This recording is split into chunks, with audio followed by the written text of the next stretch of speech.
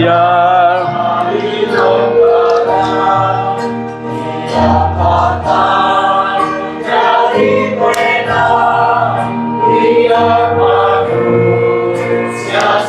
tawang kesindemu mengambil kasih paling besar dari timur sampai barat dan nyiptakan Tuhan kasih Allah termurni kuat tak terbilang malak serta para suci terus nyanyikan riang.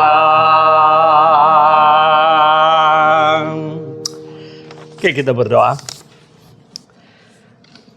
Bapa di sorga, kami sudah kumpul sebagaimana komitmen kami sebagai anggota.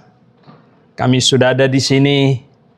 Kami menyanyikan lagu-lagu, mengekspresikan iman kami dan hati kami. Tuhan, kiranya Engkau bahagia mendengarkannya. Dan sekarang saatnya kami ingin mempelajari firman-Mu. Tolong kami Tuhan, supaya firman-Mu memenuhi hati kami. Dan hidup kami hari demi hari. Sungguh dijalankan menurut firman-Mu. Tuhan, berkatilah hidup kami anak-anak-Mu, supaya kami menjadi teladan di muka bumi ini. Terpujilah nama-Mu Bapa Sorgawi. Kami berdoa dalam nama Tuhan Yesus Kristus. Amin. Silakan duduk. Ya. Mari pemusiknya. Ya, oke. Hah? Ini kelihatannya belum ya? Sudah? Baik, ya. Oke, selamat pagi jemaat sekalian. Gimana? Baik-baik semuanya? Ya, puji Tuhan ya. Ruangannya sudah mau penuh ini ya. Puji Tuhan ya. Sungguh ya. Saya berharap sebenarnya setidak-tidaknya di Jabodetabek ada 5 GBA yang besar.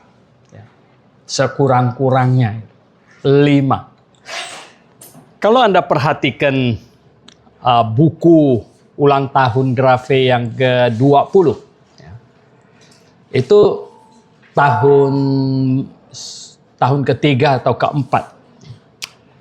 Di situ ada, tetapi sebenarnya sedih sekali tidak capai.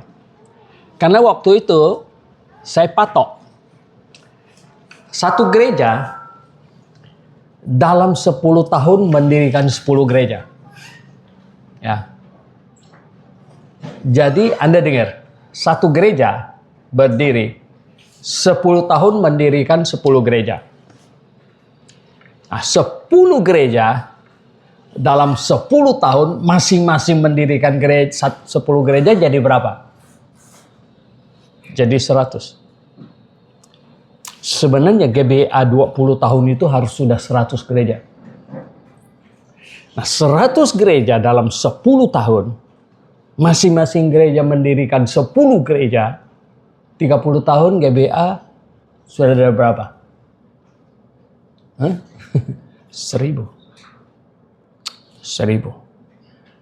40 tahun. GBA ada 40.000 gereja. 50 tahun. Orang GBA bisa dipilih jadi presiden. Betul nggak? Jumlahnya sudah banyak. Jadi presiden. Ya, Jonas jadi presiden. Ya, saya sudah mati lama. Ya, yang muda-muda. Sebenarnya, kalau kita semangat. Nah, iblis tidak mau. Ya. Karena sebenarnya pemberitaan Injil, pendirian gereja, ini mirip perang. cuman nggak kelihatan. Ya, mirip perang, sangat mirip. Jadi ada orang-orang yang tertawan oleh iblis, akan dibawa, digiring untuk disiksa di neraka. Dan kita dapat tugas rescue team. Iya kan? Ini nggak main-main nih. Nyawa orang diserahkan sama kita yang bertanggung jawab. Rescue team. Bayangkan. Mission Impossible. Waduh. Ya. Itu nggak main-main, saudara. Nggak main-main. Nah, seringkali orang Kristen tidak memiliki semangat itu. Oleh sebab itu, nah kita hari ini mau renungan ini kan. Apa? Membangun kesatuan dan kemandirian. Ya. Jemaat Petra membangun kesatuan dan kemandirian. Ya. Saya bilang faktor yang paling penting, paling penting, nomor 1, anggotanya yang tergabung harus lahir baru. Dan GBIA dalam hal ini tidak mengecewakan. Mengapa? Karena kita tidak membaptis bayi yang belum bertobat, ya, yang nggak ngerti apa-apa. Kita membaptis orang, kita menjadikan orang anggota setelah dia maju ke depan membuat pengakuan iman. Kalau dia bohong lah, pura-pura lah, apalah, ikut-ikutan lah, ya toh, mau kawin lah, apalah, itu sih urusan dia, ya toh. Kita nggak bisa cek hati orang, loh. Ya, tapi yang paling utama adalah apa? Dia sudah maju membuat pengakuan sekurang-kurangnya. Kalau dia bohong tuh urusan dia sendiri sudah. Nah, di sini hebatnya.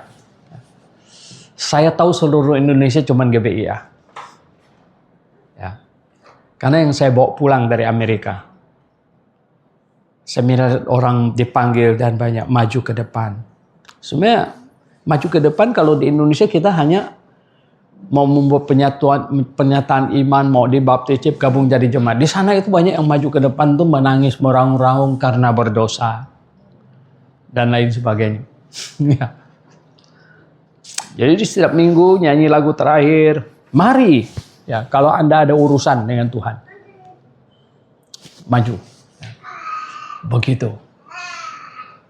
Ya, jadi nomor 1 harus lahir baru. Kenapa? Karena kalau tidak, bagaimana orang yang belum selamat bisa menyelamatkan orang lain yang belum selamat? Betul nggak? Nggak bisa. Nggak bisa, dia nggak bisa. Kita ikutkan dia malah jadi beban. Malah jadi penghalang. Gitu. Ya nggak bisa. Ini harus orang yang sungguh-sungguh lahir baru. Yang tahu bahwa saya tadinya berjalan ke neraka, sekarang sudah berbelok ke sorga. Dan masih banyak yang lain yang masih tertinggal.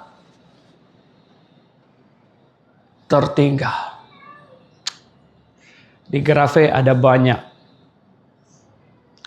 Saya sudah banyak minggu tidak singgah di Grafe. Dari Surabaya, Bali, Kalimantan, hari ke sini. Ya. Minggu depan ke Surabaya lagi. Jadi saya kemarin tanya, saya bilang si Anu datang nggak? Si Anu datang nggak? Si Anu datang nggak? Kan saya nggak ada. Si Anu datang nggak? Dan ada yang saya bilang, Bapak itu diperhatikan tolong, karena dia bergumul amat berat. Ya, bergumul amat berat.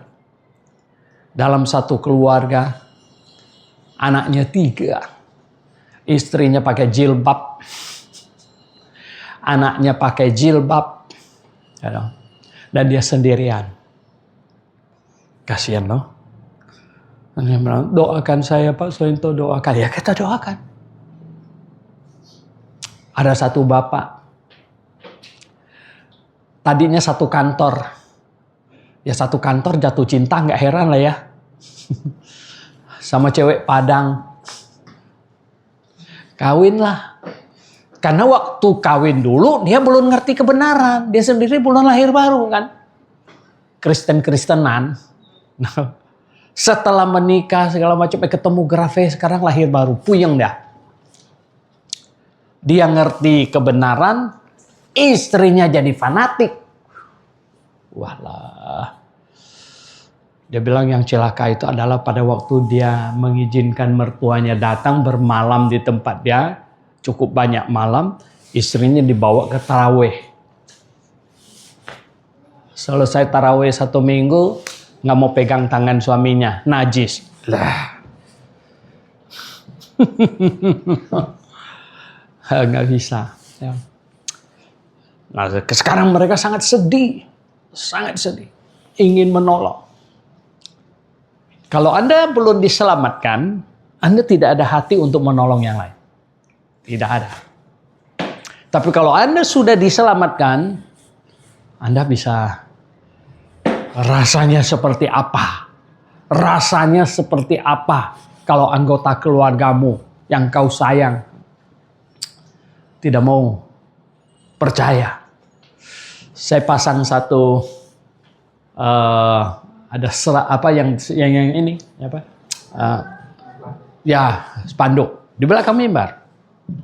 Sebenarnya saya dapat ini dari Facebook. Bahasa Inggrisnya, tapi saya pasang Indonesia. How can you enjoy heaven if your loved one in hell?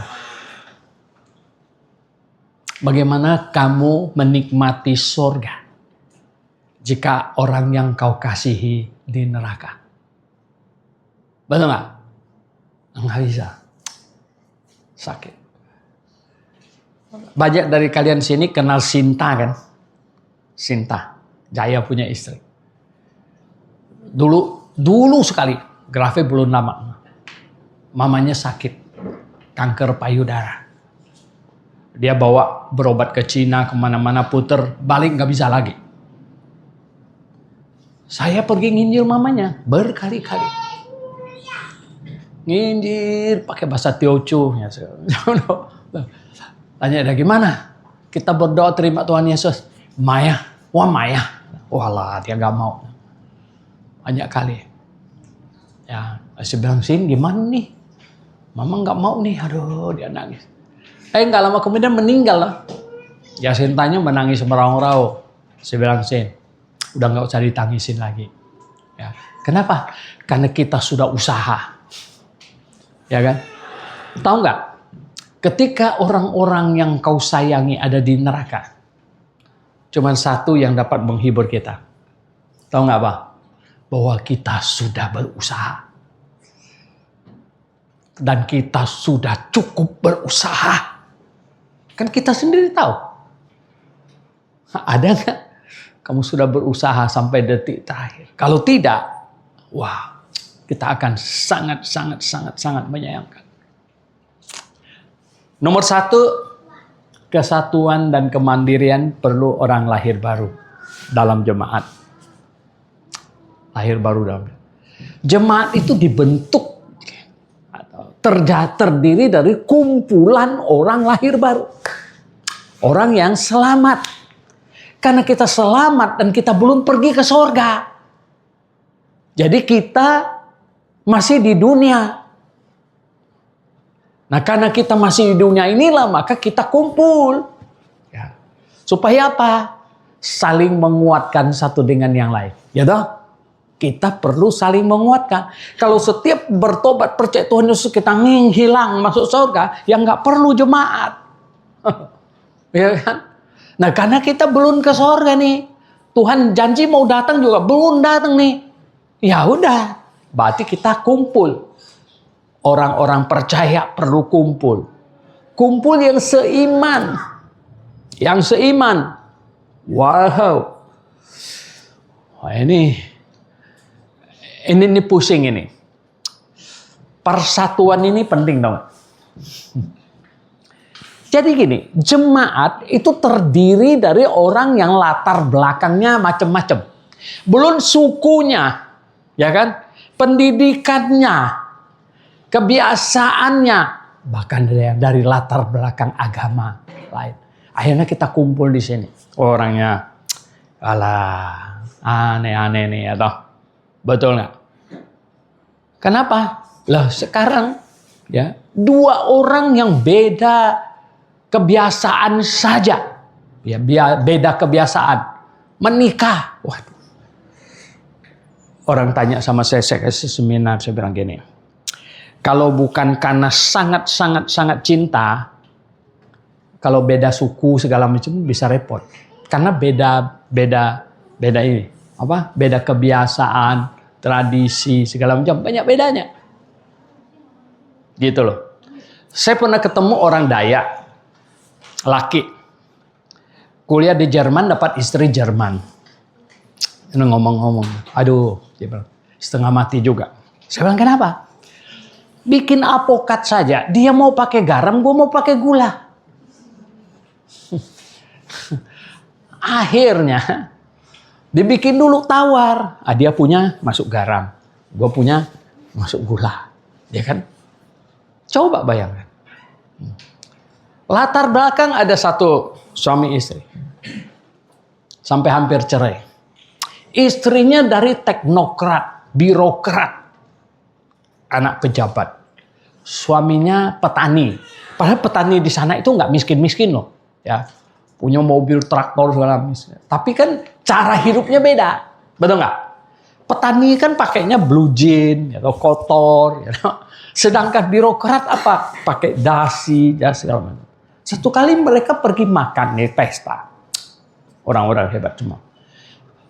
Suaminya tuh gatal, dia punya punggung. Dia ambil garpu, sodok begini. Istrinya marah pulang. Bikin malu katanya. Nah kan? Nah, coba bayangkan ya. Inilah, nah Anda bayangkan, ini suami istri aja. Sekarang, ya, 50 orang yang berbeda banyak hal. Betul nggak? Lalu dikumpulkan sini menjadi satu jemaat. Bayangkan, persatuan. Anda tahu persatuan itu bisa terjadi kalau apa? Ya, tadi baca. Kita perlu sehati, perlu apa? Perlu apa toh?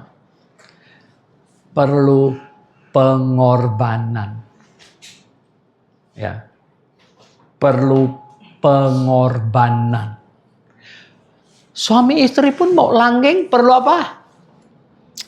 Pengorbanan. Ya. Kalau tidak pengorbanan, masing-masing egonya tinggi, bubar. Tapi pengorbanan. Kata Rasul Paulus, dia bersyukur dia bisa menderita. Karena katanya, melalui penderitaannya dia berharap dia dapat menambahkan, melengkapi pengorbanan Kristus untuk jemaatnya. Yang belum cukup, Paulus bilang, aku tambahin. Hebat ya. Jadi saudara yang saya kasih dalam Tuhan, bagaimana persatuan akan terjadi adalah jikalau semua yang bergabung ke dalam itu adalah orang yang siap berkata, saya siap korban. Bukan meninggikan ego, mencari sesuatu, ingin mendapatkan keuntungan dan lain sebagainya, nggak bisa. Pidato John F. Kennedy yang paling terkenal sekali. Don't ask what your country can give for you, but ask what you can give for your country. Jangan bertanya apa yang dapat diberikan oleh negara kepadamu, tapi bertanyalah apa yang dapat kamu berikan kepada negaramu. Sebenarnya Pak Prabowo perlu pidato begitu. Ya. Sehingga seluruh rakyat Indonesia bukan bansosnya mana bansosnya. Wih. Jadi siapa yang ngasih kalau sudah begitu? Ya enggak. Ya. persatuan akan tercapai. Tadi kita udah baca ayatnya. Ya. Filipi pasal 2 ayat 1. Persatuan bisa tercapai kalau semua anggotanya siap korban. Siap korban. Siap memberi. Ya, siap rugi. Siap korban. Coba kita baca pernyataan Rasul Paulus yang sangat terkenal. 2 Korintus pasal 11. 2 Korintus pasal 11.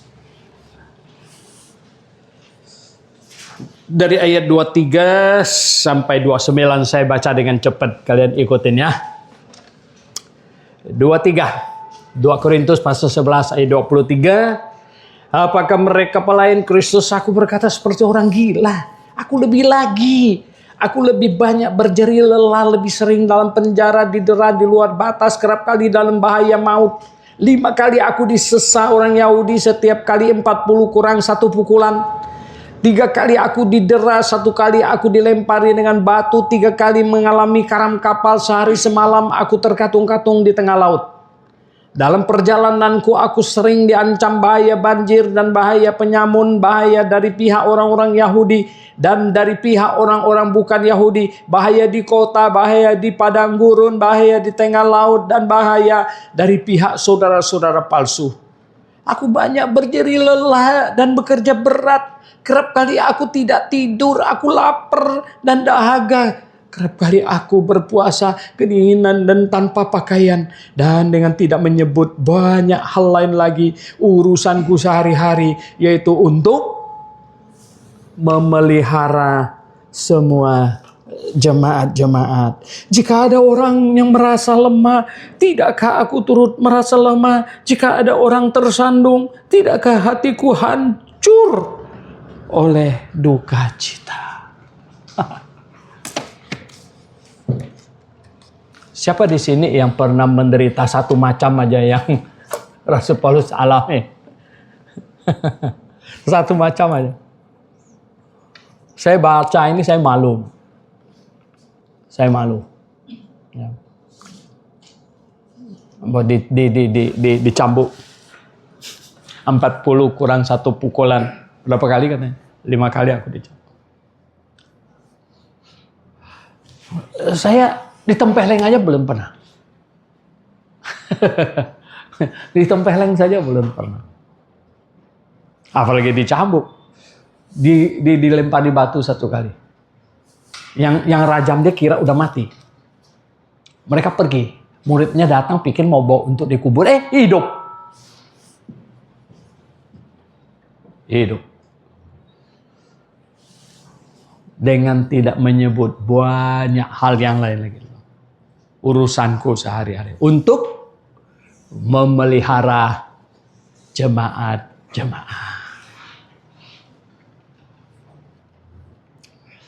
Sebuah jemaat akan berdiri kokoh, bersatu semuanya. Itu kalau semuanya membawa pikiran berkorban.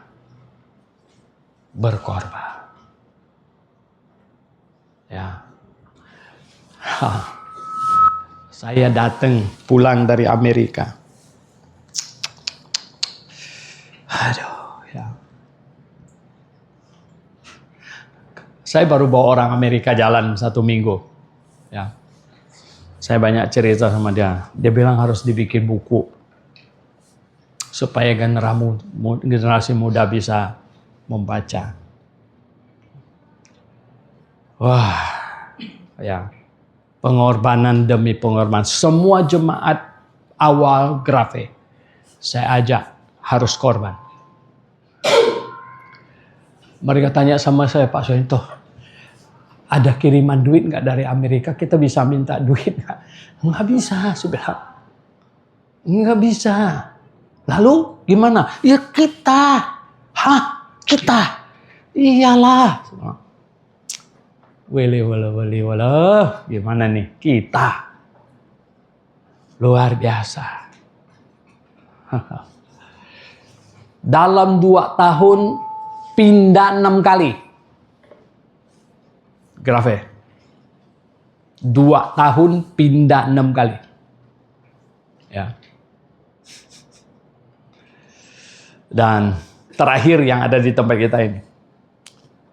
Itu dibeli oleh, pertamanya, startnya dibeli oleh adiknya Simo, adik ibu. Adik ibu sudah jadi kaya setelah banyak tahun. Dia itu meneruskan saya. Saya tadinya orang Astra Toyota. Saya tinggalkan semuanya, pergi jadi hamba Tuhan, dan saya masukkan dia. Akhirnya dia makin kaya. Dan untuk saya pulang dari Amerika setelah 2 tahun. Ya, pindah sana, pindah sini. Dia telepon saya kok, dia bilang, saya tergerak hati saya untuk beli rumah, pinjamkan kalian 5 tahunnya. Ingat, cuma 5 tahun loh. Saya harap 5 tahun kalian sudah bisa. Saya bilang oke.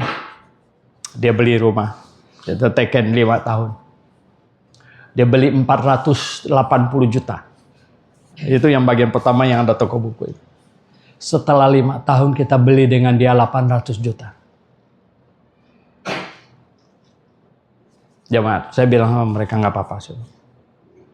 Berapapun dia sebut kita harus bayar. Mengapa? Karena alamat kita segala-galanya sudah di sini. Kita mau pindah lagi susah amat. Dan di sini juga aman, daerah Chinese, semuanya gitu.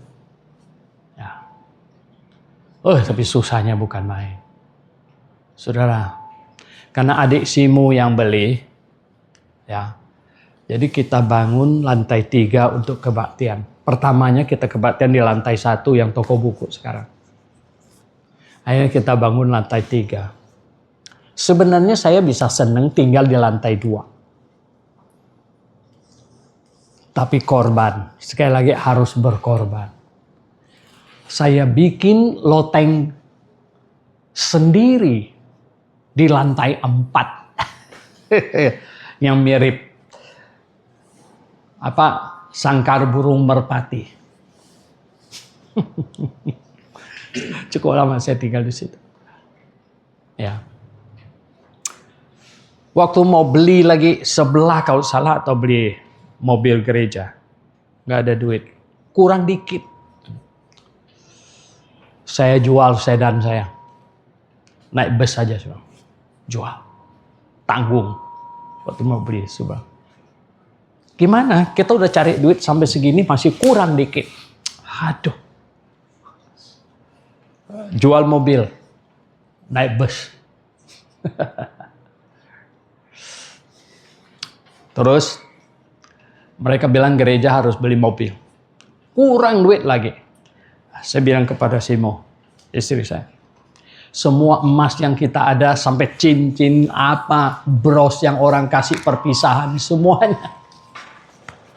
semuanya keluarin. Ayo jemaat, kita keluarin. Berkorban.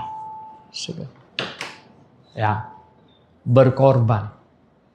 Tidak berkorban tidak bisa jadi. Tuhan mau lihat.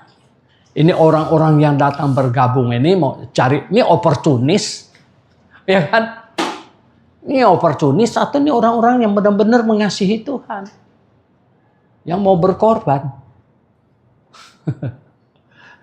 Wah, kalau kita baca tadi pengorbanan Rasul Paulus. Ngeri. Benar nggak? Ngeri.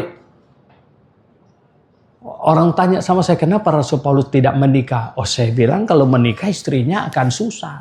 Ya karena dia nanti 5-6 tahun baru pulang sekali. Gimana? Ya lebih baik dia tidak menikah. Ya, kamu lihat aja berapa sibuk dia. Gitu. Karam kapal berapa kali. Apa istrinya nggak stres dengarnya? Ya. Ini pengorbanan. Nah, melalui pengorbanan dari semua anggota yang tergabung inilah baru persatuan kemandirian bisa dicapai. Saya kasih tahu. Ya, pasti bisa dicapai. Wow, ya. Jemaat Grafe bukan orang kaya-kaya. Tapi kita berdoa, Tuhan, berkatin saya. Saya mengajar kepada jemaat grafik ini. Saya dulu waktu muda, pernah di gereja saya yang 30 orang. Miskin kami. Miskin. Kan anak sekolah. Saya miskinnya bukan main. Jadi kita berharap-harap ini, Tuhan, tolonglah kirim orang kaya jadi jemaat di sini. Supaya jangan semuanya kere-kere. Mau bikin apa-apa nggak ada duit. Tuhan tolong kirim orang kaya. Sebenarnya salah doa itu. Usir Tuhan berkatin saya. Ya enggak? Nah sekarang saya tanya kalian di sini. Gimana mau doanya? Tuhan berkatin orang Grave, biar orang Grave kasih duitnya ke sini. Nanti orang Grave berdoa, Tuhan berkatin orang Amerika, biar orang Amerika kasih duitnya di sini. Jadi yang paling diberkatin siapa? Orang Amerika. Betul nggak? Kenapa tidak berdoa gini? Tuhan berkatin saya. Berkatin saya. Akhirnya saya bilang sama jemaat Grave. Bahkan tau nggak? Bahkan. Saya bilang, Tuhan. Kalau berkatin orang lain, susah minta duitnya. Ya, mau minta duitnya susah. Berkatin saya Tuhan. Berkatin saya. Ada aja caranya. Kamu tahu nggak? Di Taman Nyur, mama saya tinggal sama adik saya, Benny. Pas di depan rumahnya ada rumah mau jual. Mama saya itu paksa saya. Aduh, Hen, kamu ini nggak ada rumah sendiri. Nanti kalau tua ini susah. Kamu harus beli. Ini kebetulan di depan mama ini ada rumah mau jual biar deket. Kamu harus beli. Saya bilang, nggak ada duit. Di kredit lah katanya. Oke lah. Ditanya berapa? 500 juta.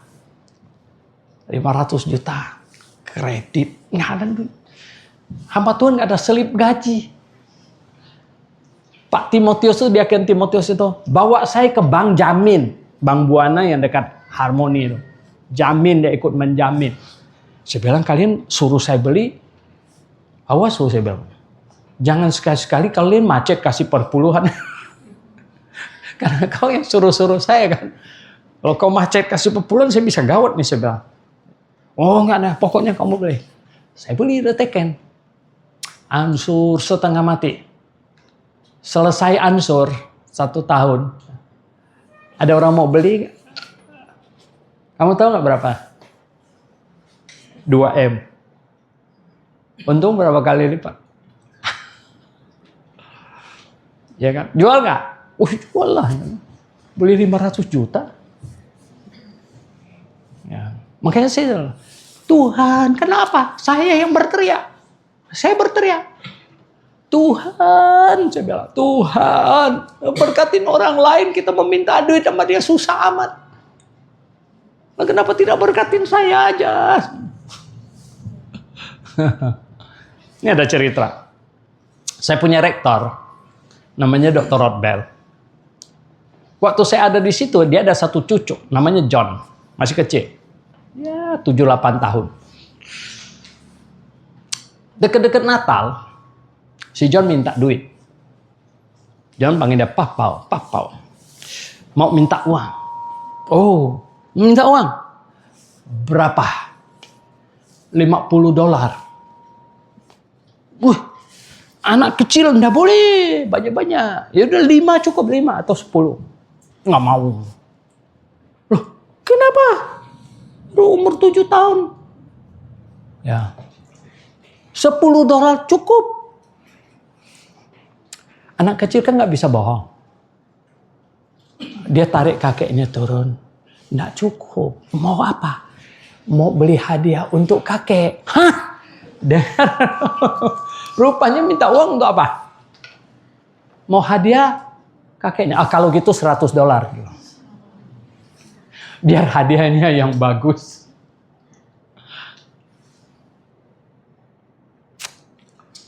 Berani nggak kamu berdoa? Tuhan berkatin saya. Saya akan kasih kamu punya. Ya. Saya kasih kamu punya. Tuhan bilang, hebat. Ada satu anak muda. Kira-kira tahun 2000. Graves sudah 5 tahun. Ya 5 atau 7 tahun. Pemuda. Dia hebat sekali main piano. Cuman dia waktu itu piano. Jadi pianonya di situ. Dia duduknya di situ. Kadang-kadang saya merasa bersalah. Tapi nggak tahu hari itu saya khotbah begitu bersemangat. Saya turun. Saya tunjuk dia begitu. Saya sebut namanya, saya bilang. Kalau Tuhan berkatin kamu, saya bilang. Penghasilan kamu 1 bulan 50 juta. Pada waktu itu 5 juta itu udah gede. 50 juta 1 bulan. Berani nggak kamu kasih separuh untuk Tuhan?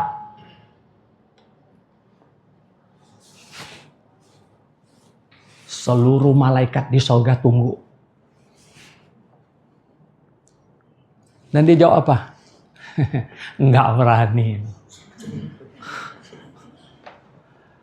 Malaikat seisi sorga bilang,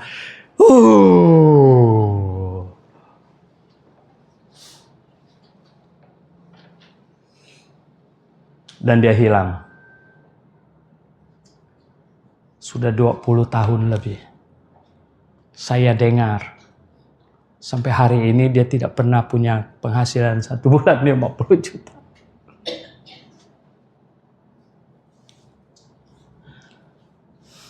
Ya. Kalau kita percaya Tuhan, percaya itu jangan tanggung-tanggung. Jangan tanggung-tanggung. Kita percaya akan masuk surga dengan Tuhan Yesus. Percaya tanggung-tanggung. Ya. Kamu tahu nggak langit dan bumi ini miliknya? Ya. Kenapa pada waktu Tuhan perlu hanya 2 dinar untuk bayar pajak bait Allah? Gampang. Tuhan ambil daun, petik, jadi duit. Betul nggak? Tapi dia suruh Petrus apa? Pergi ke sungai, mancing ikan. Ikan pertama yang kau dapat, buka mulutnya, ada 4 dinar, bayar untuk kamu dan untuk saya. Saya dalam hati berpikir gini, untung dia bilang ikan pertama. Coba kalau dia bilang Petrus ikan ke-10, Petrus capek. Ya, ikan ke-10 kan 1. Apa lama lagi baru 2. 10. Tuhan mau apa? Tuhan mau kita usaha. Tuhan mau kita usaha. Bukan kasih drop tang gitu jatuh begitu. Tuhan mau kita usaha. Tuhan berkati usaha saya. Ya. Kalau sakit-sakitan gimana usaha? Ya enggak? Tuhan tolong jaga supaya jangan ditipu orang. Oh ini penipu nih sekarang beragam-ragam ini. Ya. Satu persatu cara diciptakan. Penipuan. Ada, kita punya staf. Sudah ketipu 30 juta. Tahun lalu. Sekarang ketipu 41 juta. Saya bilang kamu ini. Kenapa begitu bodoh? Ya, bodohnya minta ampun. Ada cewek mau kasih berapa miliar. Uangnya sedang dibawa. Ya, kalau disetor sekian nanti uangnya akan nyampe. Macam-macam penipuan. Ada jemaat kita di Grafe kasih tahu saya, Pak. Ini ada WA nih, dia bilang. Saya dipilih untuk dikasih uang sekian. Hah? Emang kamu dibohongin. Dan uangnya udah nyampe di Bali katanya, di airport Bali. Asal saya kirim 7 juta nanti uangnya akan. Saya bilang kau simpan uang kau 7 juta. Ya. Kalau betul-betul uangnya ada di Bali, kita telepon Meiffel di Bali, biar dia pergi ke airport ambil. Dapat pula. Gitu. Susah amat. Saya kasih tahu kalian. Berkat Tuhan. Itu caranya sangat elegan. Ya. Berkat Tuhan itu bersifat mantap, stabil, gradual. Bukan kaget-kagetan. Bukan. Ya. Bukan kaget-kagetan. Waktu Grave Setat, beberapa tahun awal, hampir semua yang ikut di Grave itu mendapat pencobaan yang luar biasa. Pak Hasan berhenti dari perusahaannya, Barito. Pak Timotius tadinya kerja di Bank Sewu, kena likuidasi. Icu yang ada toko di Senen kebakaran. Sinta kerja di pabrik sepatu, mau relokasi ke Surabaya. Karena di Surabaya tidak ada GBA, dia nggak jadi ikut. Jadi keluar sukarela tanpa dibayar pesangon. Jadi pengangguran sama saya, kita duduk pandang memandang. Coba kamu bisa bayangkan. Ambil doa, Tuhan, kenapa jadi begini ini Tuhan? Nangis ya, nangis. Tuhan, kenapa jadi begini? Ya. Aduh, tapi kita tahu. Ya, di dalam Tuhan, Tuhan kasih kekuatan. Akhirnya Tuhan pulihkan satu-satu, Tuhan pulihkan. Pak Hasan sampai jadi wali kota. Ya. Sinta dapat perusahaan luar negeri. Desi. Ya.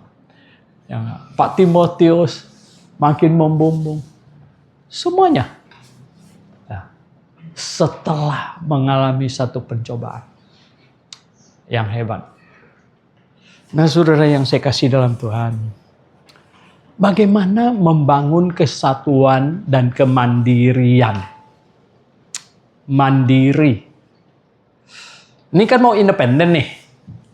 Hei. Yalah. Biasanya kalau dengar independen gitu. Di grup hamba Tuhan GBA tuh mereka, sudah kuatkah Pak? Mereka sudah kuatkah? Oh aduh, begini begitu. Super hebat ya. Wah, begitu. Ya, saya bilang sebagai orang tua justru kita lihat anak kita ini kok nggak bisa jalan. Ini stunting ya, stunting. Kasih makan MBG. Ya kan? Karena stunting. Tapi kalau cepet jalan kan bagus gitu ya toh. Ya, mau coba ini. Ini sekarang mau independen. Ya kan? It's okay. Ini independen ini sebenarnya masih ada rangsangan juga. Ya kan? Makanya semuanya jemaat ini sekarang, kalian setuju kan independen? Setuju? Atau enggak? Ya kita enggak jadi nih. Setuju kan? Nah semuanya setuju. Ini kan kayak anak sekarang ini kan ya toh baru bisa jalan kan ya enggak? Kadang-kadang bisa jatuh. Enggak heran. Bisa jatuh nih. Bangkit. Jalan jatuh. Nah ini ya. Makanya judulnya bagus temanya. Anda independen, nomor satu ini harus persatuan dulu nih. Jangan gontok-gontokan. Ya kan? Ini akan kacau. Jadi ini bersatu. Ya. Bersatu perlu orang Kristen lahir baru. Perlu apa? Pengorbanan. Korban sebenarnya tuh gini. Kalau kita bicara korban, pengorbanan, kita selalu pikir duit, korban duit. Sebenarnya tahu nggak? Yang paling merusak gereja itu masalah apa? Perasaan. Ya. Pengorbanan perasaan. Bisa nggak kamu jadi orang Kristen yang diapa-apakan nggak tersinggung? Hah? Bisa nggak? Ya kan? Bukan disindir, udah dimarahin, masih tetap dia oke, gue datang juga gitu. Nah itu hebat namanya. Ada yang apa tahu nggak? Lah sensitifnya over, gitu. Ya, lupa salam dengan dia nggak mau datang lagi. Loh, saya bilang ini kacau nih yang macam begini nih nggak bisa, ya nggak bisa. Ya. Jadi, ya, pengorbanan perasaan, korban perasaan, bisa korban perasaan. Ya. Makanya saya bilang, apapun yang terjadi, saya tidak tinggalkan ini jemaat, karena saya di dalamnya. Ya. Saya malah, ini apalagi mahasiswa-mahasiswa yang sudah keluar pergi bikin jemaat, kalau mereka mau apa-apa, mau sewa tempat lah, mau apalah segala macam, saya bilang jangan bulat-bulat minta ke Grafe, di situ digalang dulu, gitu. Ini kan yang baru-baru ini kan apa ya? Rukun mau pasang plafon. Pak, itu mau pasang plafon gini. Saya bilang perlu berapa? Kira-kira 20 juta. Saya bilang, kalian kumpul dulu, ya toh. Oh, udah dikumpul, dapat 10 juta, Pak, katanya.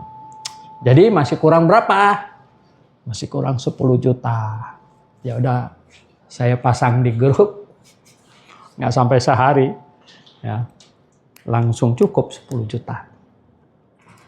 Tapi maksud saya gini, kalau anggota jemaat di sini masih belum berani kasih uang, berkorban, dia tuh belum mengasihi jemaat sini.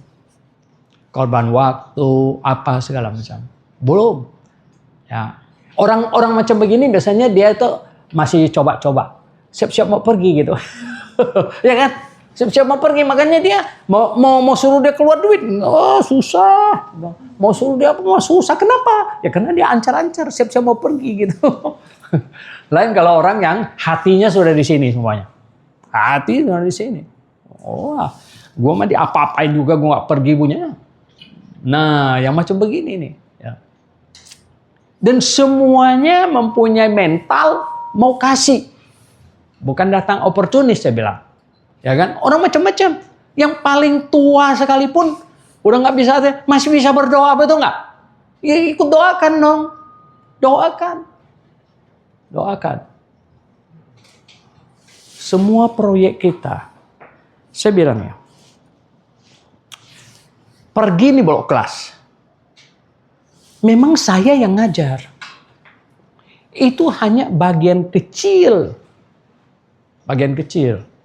Panitianya udah kerja berapa bulan. Ya kan? Tukang masaknya dibawa satu mobil ke sana. Ya, yang keluar duit, yang bersihin kasurnya, segala macam. Banyak orang terlibat. Saya mah cuma satu bagian doa, berdiri di depan mengajar. Nanti di surga kita semuanya akan terima bagian kita kok.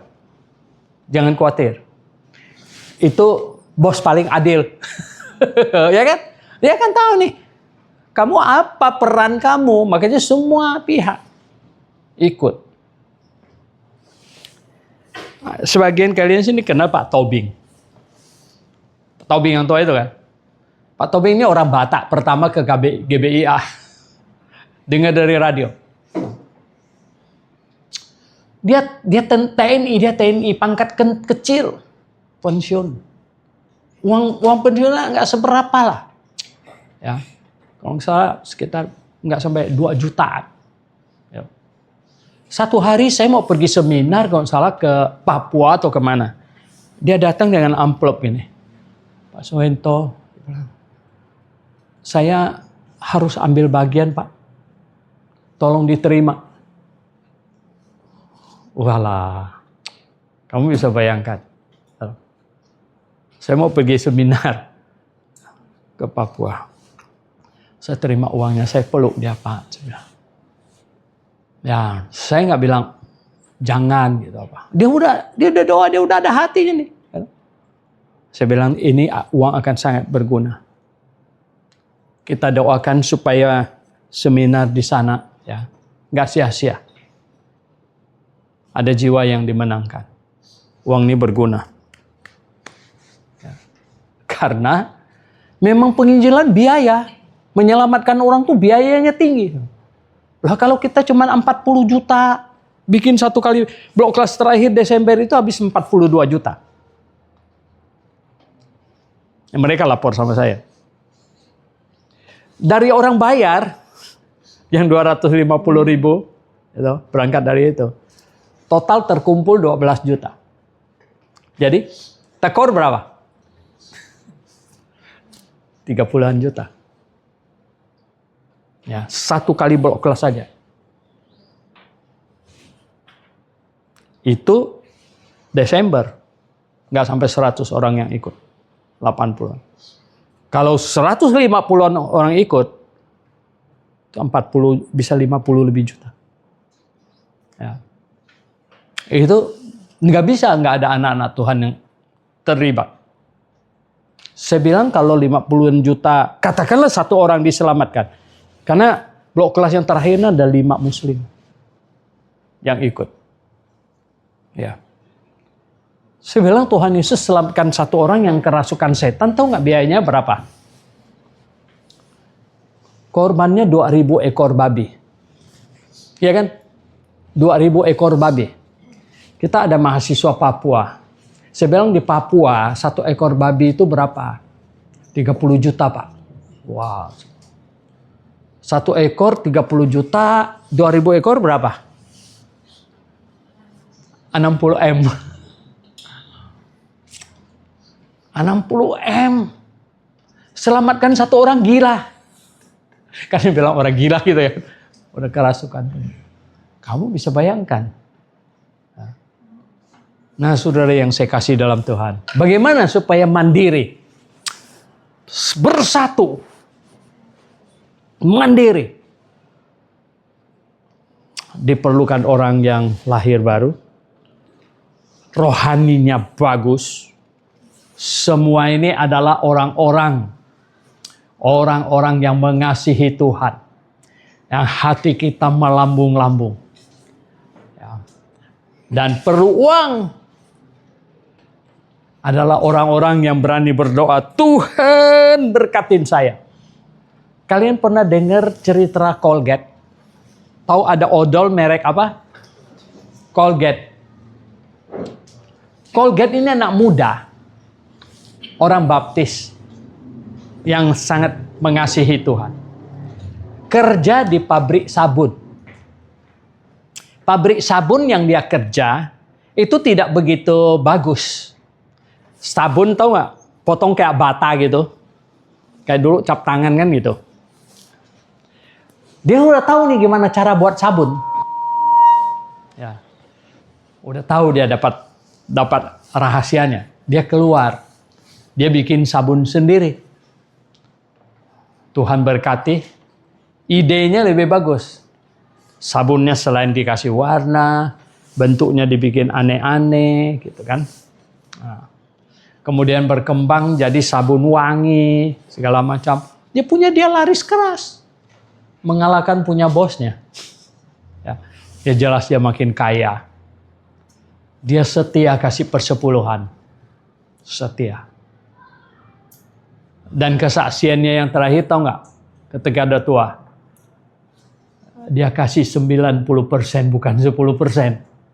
90%. Tahu nggak dibilang apa? Karena 10% saja saya sudah nggak bisa menghabiskannya. Bayangkan. Ya, makanya dikasih 90%. Karena 10% saja dia bilang saya udah nggak bisa habis ya. Ya. Nah, bagaimana bisa tahu seorang anak muda yang kerburu kasar di pabrik sabun? Ya kan? Bisa Tuhan pakai sedemikian rupa. Bisa. Ya, kamu jangan anggap remeh sendiri. Berani nggak kamu doa? Tuhan berkatin saya. Berkatin saya Tuhan. Ya.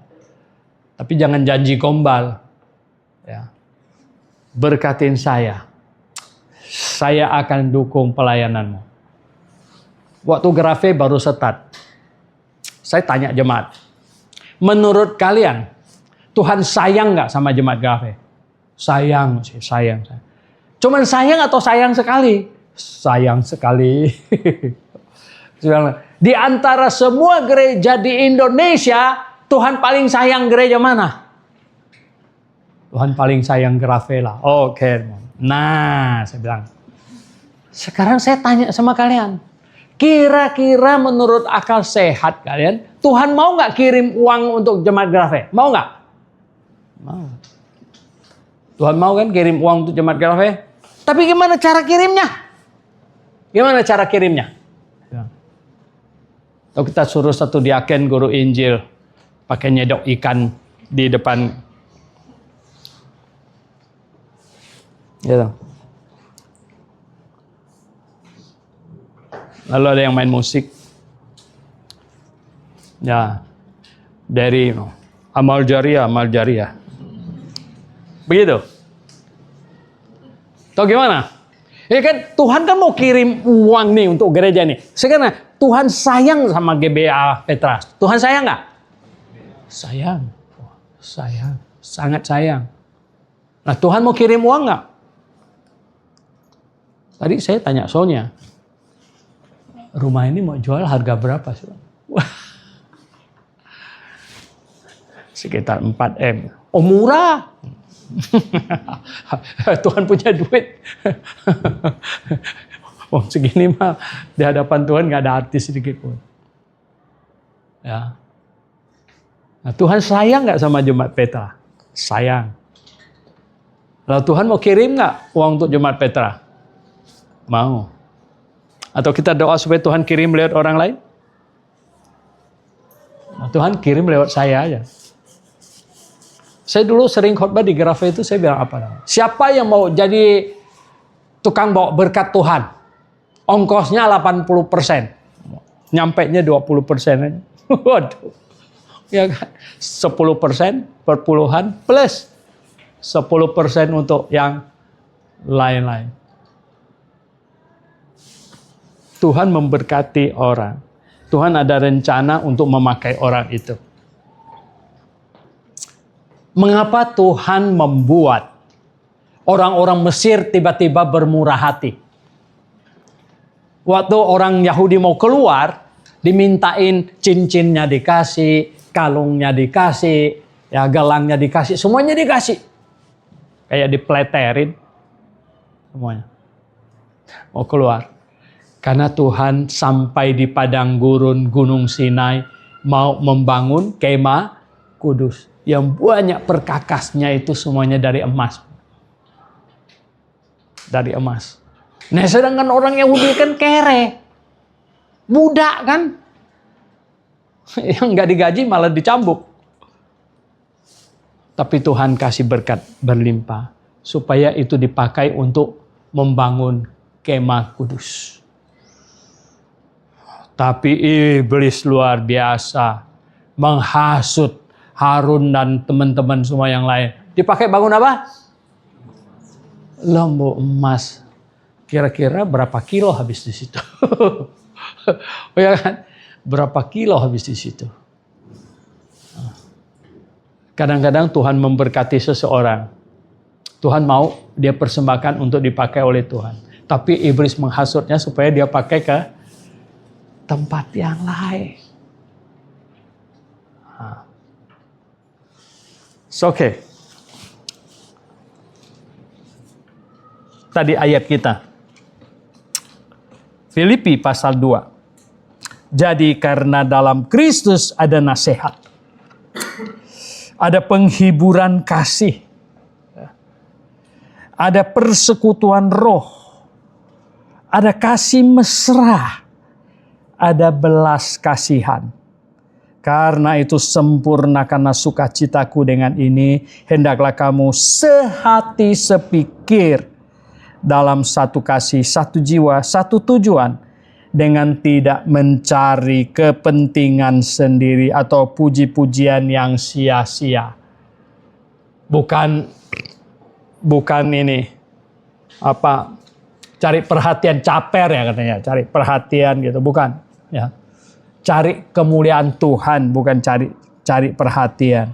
Cari kepentingan sendiri atau puji-pujian. Sebaliknya, hendaklah dengan rendah hati yang seorang menganggap yang lain lebih utama daripada dirinya. Dan janganlah tiap-tiap orang hanya memperhatikan kepentingannya sendiri. tetapi kepentingan orang lain juga. Ini yang tadi saya simpulkan dengan apa? Berkorban. Kalau kita mengasihi, kita berkorban. Dan kalau kau tulus, saya kasih tahu itu tidak memiskinkan kamu. Saya udah umur 67 nih, barusan ulang tahun. Ya. Melayani Tuhan sudah 36 tahun jadi gembala. Saya bilang, saya belum pernah melihat orang yang setia melayani Tuhan, yang setia memberikan persembahan kepada Tuhan, jatuh miskin dan makin miskin. Malah sebaliknya. Sebenarnya ada satu yang sangat sedih untuk diceritakan. Tercatat dalam sejarah Grave, tempat yang pertama kali dipakai untuk kebaktian tanggal 25 Juni tahun 95 itu ada ruangan kantor milik Pak John Effendi. Ya. Tetapi dia dihasut oleh orang. Kan saya pinjam dari Amerika. Waktu saya di Amerika, saya mau pulang, saya telepon dia. Saya bilang, saya mau pulang Indonesia ini, saya mau bikin gereja. Ada tempat nggak bisa pakai sementara. Pak, boleh pakai kantor? Boleh. Dia senang. Tetapi dia dihasut oleh orang. Bahkan saya belum pakai. Dia dihasut orang. Temannya. Yang tidak percaya Tuhan. Supaya jangan pinjamkan. Akhirnya sebelum saya tiba di Indonesia bahkan. Dia kasih tahu bahwa karena telanjur sudah pinjamkan, tolong pakai 1 kali saja. 1 kali saja. Oke. Sebenarnya dia orang baik. Dia baik. Dia kaya. Dia yang paling kaya yang saya kenal. Waktu saya baru tiba tanggal 18 Juni 95. Dia jalan-jalan 2 minggu ke Eropa. Puji Tuhan. Dia tinggalkan mobilnya untuk saya pakai. Ya. Dia punya beberapa mobil. Ada BMW. Ada GT. Dia kasih saya pakai GT-nya. Pak Suento boleh pakai. Karena saya baru datang. Perlu pakai untuk daftar anak sekolah lah. Segala macam lah gitu. Saya pakai. Akhirnya dia ikut. Dia jadi anggota jemaat kita. Ya. Dia giat. Organ pertama itu dia yang beli. Karena dia paling banyak duit. Organ pertama. Ya. Tetapi itulah. Akhirnya dia nggak mau datang lagi. Kita besok ke rumahnya. Semua jemaat sayang sama dia.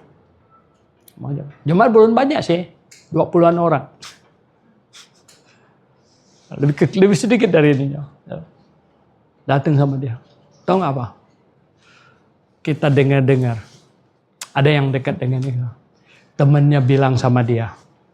Wah, kalau kamu pergi ke gereja yang baru mulai, kamu bisa jadi beban keluar duit terus. Dipolotin. Dia pergi. Nah, kita besok dia segala macam. Yang nggak bisa. Ya sudahlah. Ya kan? Setelah lewat 10 tahun lebih, 20 tahun. Saya kagetnya bukan main-main. Semua yang lain yang setia tadi dicoba itu sudah bangkit lagi. Hebat. Dan saya dengar dia jatuh miskin. Bangkrut total. Istrinya jadi TKW ke Taiwan. Saya mau nangis. Kenapa jadi begini? Saya bilang. Kenapa jadi begini Tuhan? Ya, karena kalau kita orang Kristen yang sungguh-sungguh lahir baru sebenarnya, ya, kita harus selalu tahu kita urusannya itu dengan Tuhan. Anda nangkep nggak? Ya, urusan kita itu dengan Tuhan, bukan dengan manusia yang kelihatan. Urusan kita itu dengan Tuhan. Ya. Jadi sedihnya bukan main-main, tau nggak? Sedih sekali. Karena ada di dalam buku sejarah Grafe, kebaktian pertama, di mana tempat itu punya siapa? Ya, dan kenapa dia bisa tidak bersama-sama dengan kita sampai akhir? Itu. Nah, saudara yang saya kasih dalam Tuhan Yesus. Ini khotbah untuk direnungkan. Ini ulang tahun ke-24. Dan ini spesial. Kenapa? Karena kali ini jadi mandiri. Jadi mandiri. Spesial. Ya, berani nih mandiri nih ya. Seharusnya ini gemetar. Ya kan? Nggak main-main ini ya. Ini coba ini berani nih ya, mandiri nih ya. Ya toh, nggak main-main ini. Karena apa? Ya, mandiri bertanggung jawab. Ya. Kalau di dalam kehidupan kita manusia, udah dewasa mau kawin. Oke, gitu. Udah punya kerjaan, rumah. Orang tua begitu kan. Nah, ini mau mandiri. Oke, enggak apa-apa. Ya, bagus, ya enggak? Jangan jadi anak stunting. Tumbuh dewasa. Puji Tuhan. Dan mari kita berharap kepada Tuhan. Amin. Oke. Kita berdoa. Mari kita renungkan. Tiap-tiap anggota. Anda perlu berdoa di hadapan Tuhan. Nggak main-main. Tuhan mau memimpin hidupmu, saya kasih tahu. Tuhan mau memberkatin gereja ini melalui kamu. Ya. Semuanya bisa ambil bagian. Bahkan berdoa terus untuk gembala, untuk diaken, untuk semua guru sekolah minggu aktivitas. Doakan terus. Ini iblis hebat ini dengan segala macam cara mau hantam. Ya. Perlu kita berdoa keras. Bapa di surga, hamba bicara sampai di sini dan mohon berkat-Mu Tuhan. Supaya apa yang telah hamba sampaikan, akan direnungkan terus. Dan hamba yakin Tuhan, Engkau sangat mengasihi jemaat Petra. Engkau sangat mengasihi. Kau mau memakai mereka semua jadi alat-Mu. Dan biar tidak ada satu orang pun yang tercecer. Dan semuanya bersatu hati, teguh. Dan semuanya dengan hati yang memohon kepadamu untuk dipakai sebagai alat-Mu Tuhan. Terpujilah nama-Mu. Dalam nama Tuhan Yesus kami berdoa. Amin. Oke. Gimana daftar acaranya?